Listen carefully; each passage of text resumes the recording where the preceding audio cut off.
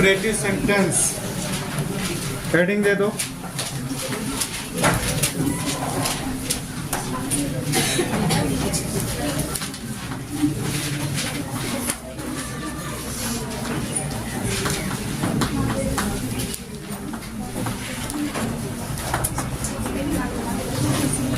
Imperative sentence का मतलब क्या है बच्चों? इंपरेटिव सेंटेंस का अर्थ होता है आज्ञा सूचक वाक्य, ठीक है ना?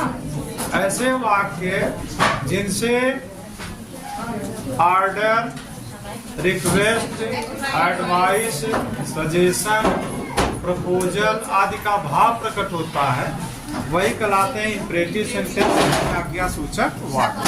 ठीक है, तो देखो जो इंपरेटिव सेंटेंस है, इंपरेटिव सेंटेंस से कौन सा भाव प्रकट होता है? आप कहोगे इंपरेटिव सेंटेंस से ऑर्डर यानी आदेश का भाव प्रकट होता है, एडवाइस एडवाइस सलाह का भाव प्रकट होता है, फिर है रिक्वेस्ट प्रार्थना का भाव प्रकट होता है, फिर है प्रपोजल यानी प्रस्ताव का भाव प्रकट होता है, फिर होता है बच्चों प्रपोजल या सजेशन, और सजेशन का मतलब क्या होता है? सुझाव। ठीक है ना, ये भाव प्रकट होते हैं, ठीक है ना?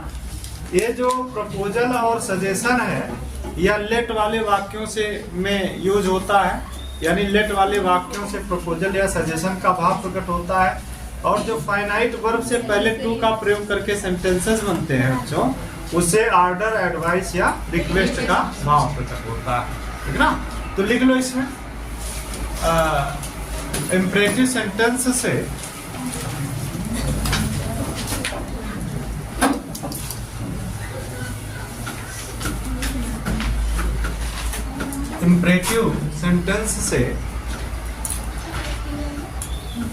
ऑर्डर,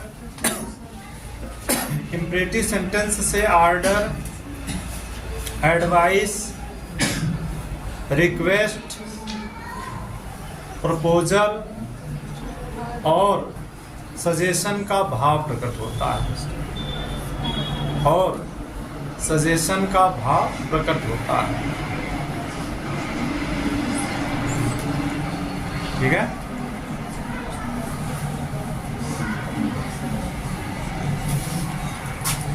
अगली हेडिंग दे दो।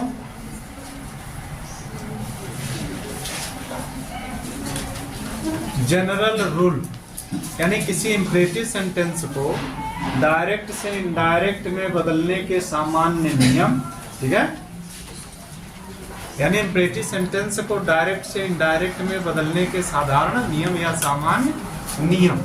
पहला नियम क्या होता बच्चों? तो पहला नियम तो ये जान लो कि जो इंपरेटिव सेंटेंस होता है बच्चों, इंपरेटिव सेंटेंस का सब्जेक्ट हमेशा क्या होता है? यू होता है, और यू हमेशा क्या रहता है? छिपा रहता है, और इसीलिए इंपरेटिव सेंटेंस की शुरुआत हमेशा किसी फाइनाइट वर्ब से होती है, यानी किसी निश्चित क्रिया से होती है। ठीक ना, तो अब नियम में लिख लो इंपरेटिव सेंटेंस का सब्जेक्ट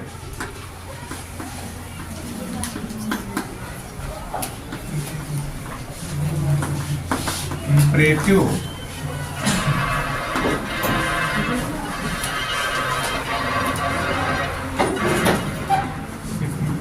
सेंटेंस का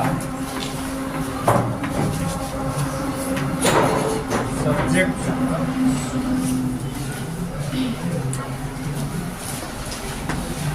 यू होता है,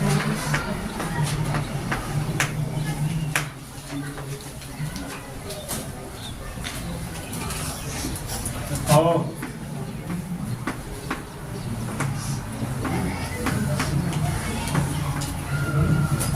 यह छिपा है।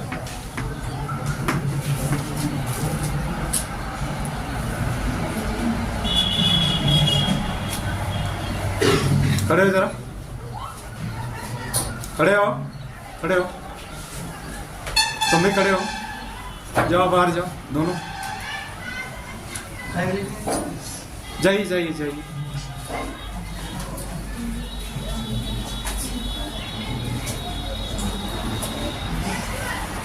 बैग रख के जाओ, अच्छा लेके जाओ।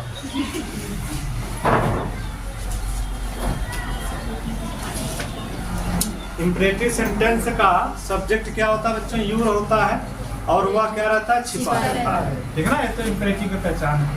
अब कैसे हम इसको इनडायरेक्ट में बदलते हैं, या इनडायरेक्ट में बदलते समय हम इसमें क्या क्या परिवर्तन करते हैं, ठीक है ना।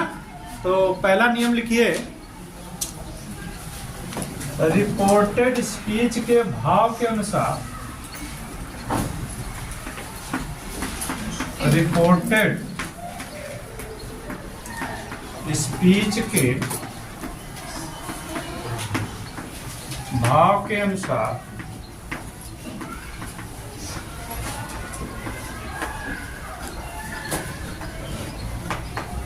रिपोर्टिंग वर्ब के सेट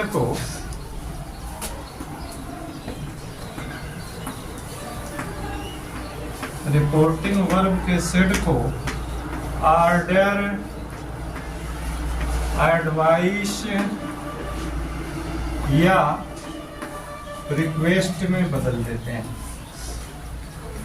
ऑर्डर्ड पूरा लिख लो, ऑर्डर्ड, एडवाइस्ड या रिक्वेस्टेड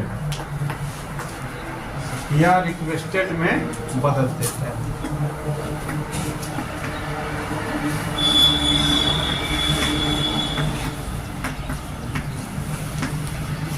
ठीक है।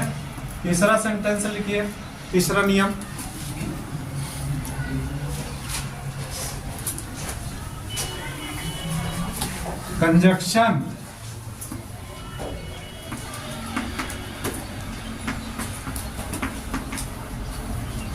कंजक्शन के स्थान पर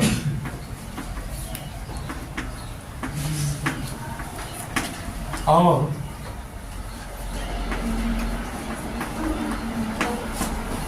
फाइनाइट वर्ब से पहले, कंजक्शन के स्थान पर और फाइनाइट वर्ब से पहले टू का प्रयोग करते हैं।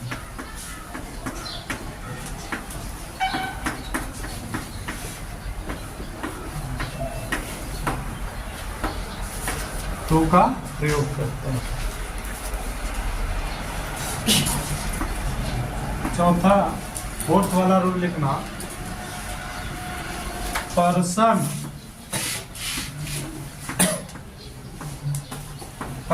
और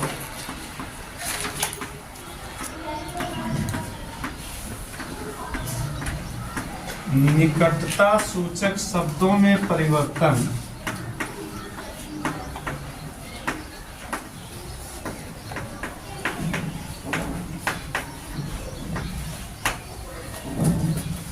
पर्सन और निकटता सूचक शब्दों में परिवर्तन पूर्व की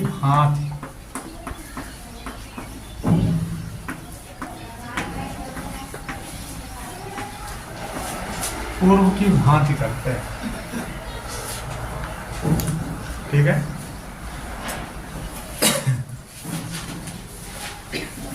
ये तो बच्चों अभी जो इम्परेटिव सेंटेंस में बताया गया ना, इम्परेटिव सेंटेंस में कुछ लेट वाले सेंटेंस होते हैं। जो भी लेट वाला सेंटेंस होता है उससे प्रपोजल और सजेशन का भाव प्रकट होता है। लेकिन ये जो अभी रूल लिखे हो, यह अभी केवल रिक्वेस्ट, ऑर्डर और एडवाइस के लिए है, ठीक है ना।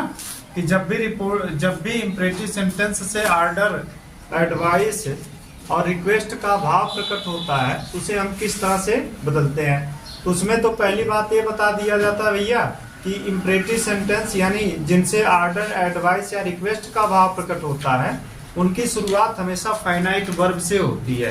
फाइनाइट वर्ब से क्यों होती है? क्योंकि उसका सब्जेक्ट हमेशा यू होता है, और यू क्या रहता है बच्चों? छिपा रहता है, ठीक है ना।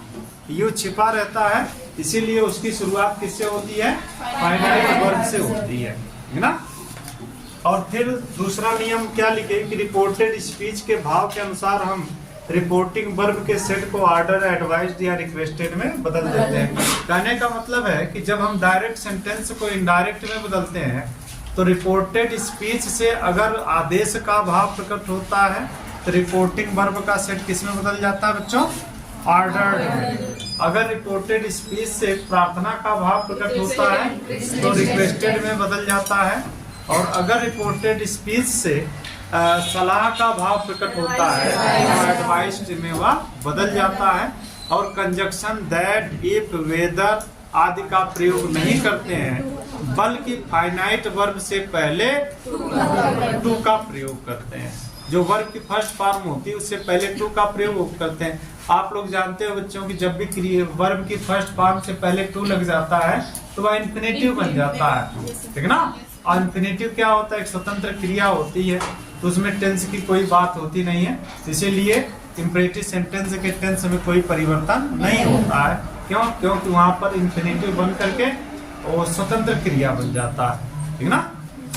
यानी अब देखो जैसे इसी से संबंधित कुछ एग्जाम्पल देखते हैं बच्चों। सिंपल है, बहुत आसान है, बस थोड़ा अटेंटिव रहिए। बहुत से बच्चे पहले से ही जान रहे हैं, ठीक है, तो मेहनत करिए, जितना पढ़ाया जाए डेली पढ़ते रहिए, उसको रिवाइज करते रहिए, है ना बच्चों। जितना अधिक रिवाइज करेंगे उतना ज्यादा समझ में आएगा, नहीं रिवाइज करेंगे कम समझ में आएगा, ठीक है। तो सबसे ज्यादा फोकस करिए रिवाइज पर, घर पर रिवाइज जरूर करिए। जैसे पहला सेंटेंस है कि Dharma said to me,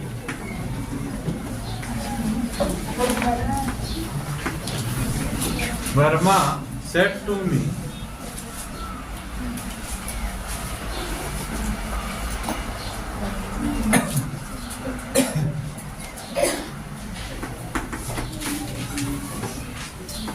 give me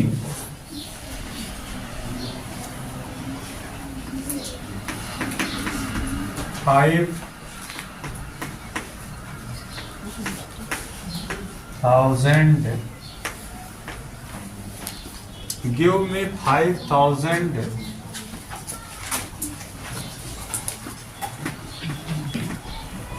rupees please,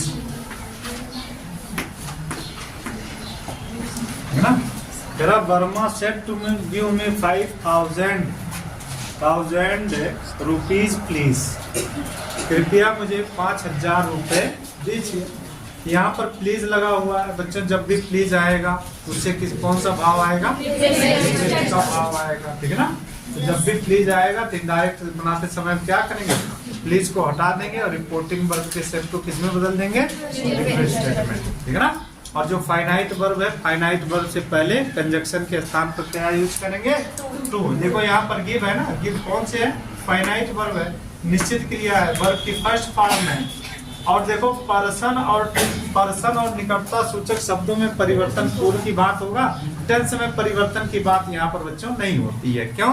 क्योंकि यह इंफिनिटिव बन जाता है, ठीक है। देखो जब इनडायरेक्ट बनाएंगे तो क्या हो जाएगा? यहाँ पर हो जाएगा कि वर्मा, अब यहाँ पर प्लीज है, प्लीज से क्या भाव प्रकट हो रहा है? रिक्वेस्ट का, इसलिए सेट किसमें बदल जाएगा? रिक्वेस्टेड में। यहाँ हो जाएगा कि वर्मा रिक्वेस्टेड, यहाँ पर कंजक्शन के स्थान पर टू, फिर यहाँ पर गिव हो जाएगा, टू गिव। अब मी फर्स्ट पर्सन है, सब्जेक्ट के अनुसार हिम हो जाएगा, ठीक है ना। सब्जेक्ट यहाँ पर वर्मा थर्ड पर्सन है, मी कौन है? फर्स्ट पर्सन है ना बच्चों। तो फर्स्ट पर्सन हमेशा किसके अनुसार चेंज होता है? सब्जेक्ट के अनुसार। तो सब्जेक्ट यहाँ वर्मा अंकल है, तो वर्मा क्या है? थर्ड पर्सन है ना। तो जब थर्ड पर्सन है तो थर्ड पर्सन के लिए ऑब्जेक्टिव केस क्या होगा? हिम हो जाएगा। तो हिम है 5,000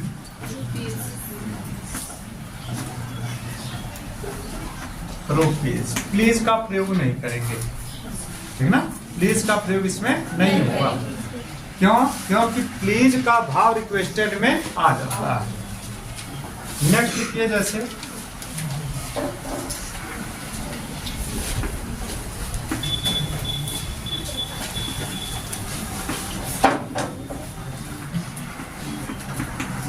गरिमा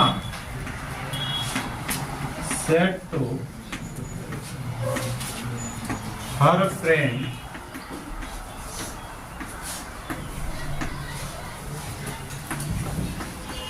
please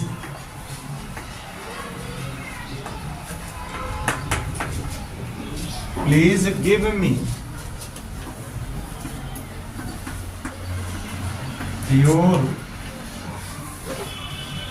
notebooks, notebook लिखोगे बच्चों, notebook, please give me your notebook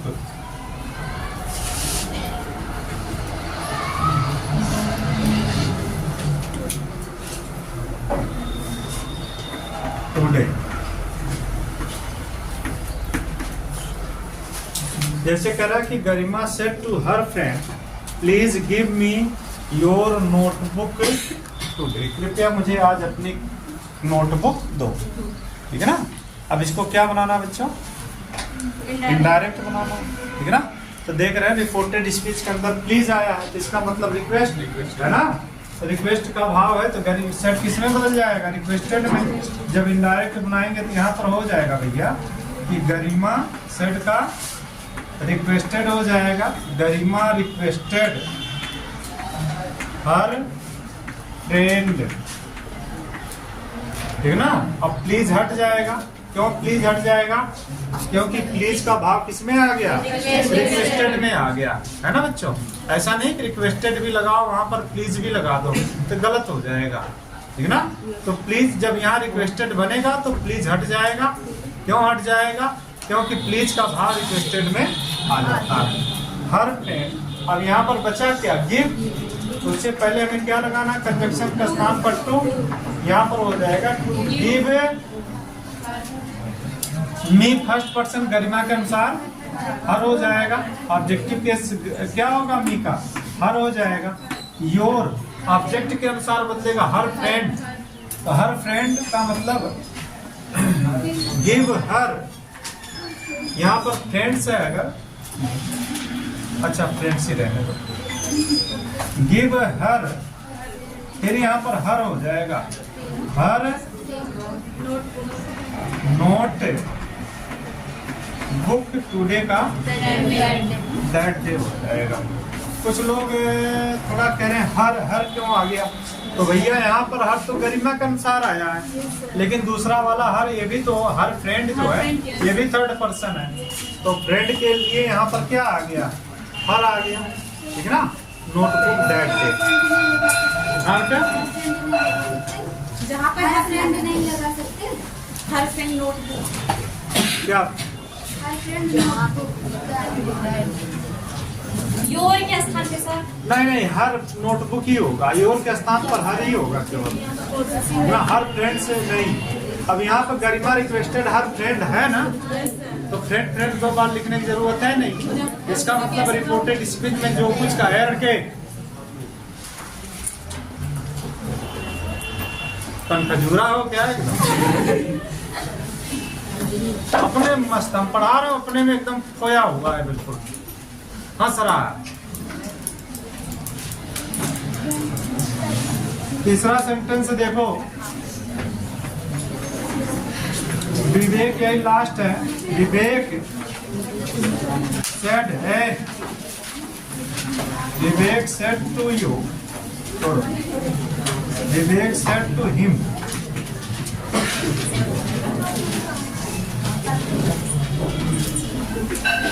close all the windows।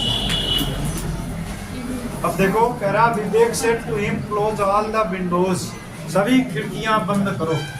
अब यहाँ पर क्या बच्चों ऑर्डर का भाव है, क्यों, क्योंकि इसमें कहीं पर भी प्लीज वगैरह तो आया नहीं है।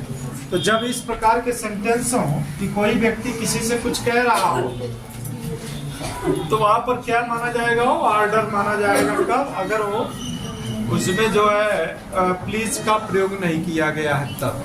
ठीक है ना। एडवाइस कब माना जाता है, जब एडवाइस कब माना जाता है, जब डू नॉट से शुरू, ठीक है ना। देखो यहाँ पर क्या हो जाएगा, यहाँ पर हो जाएगा कि विवेक सेट किसमें बदल जाएगा, ऑर्डर्ड में, ऑर्डर्ड इन। अब यहाँ पर कंजक्शन लगाना नहीं है, टू लग जाएगा, टू क्लोज ऑल द, यहाँ पर हो जाएगा बच्चों विंडोज, विंडोज ये भी गलत लिख दिया हो, विंडोज होगा, ठीक है ना, विंडोज होगा। धन्यवाद।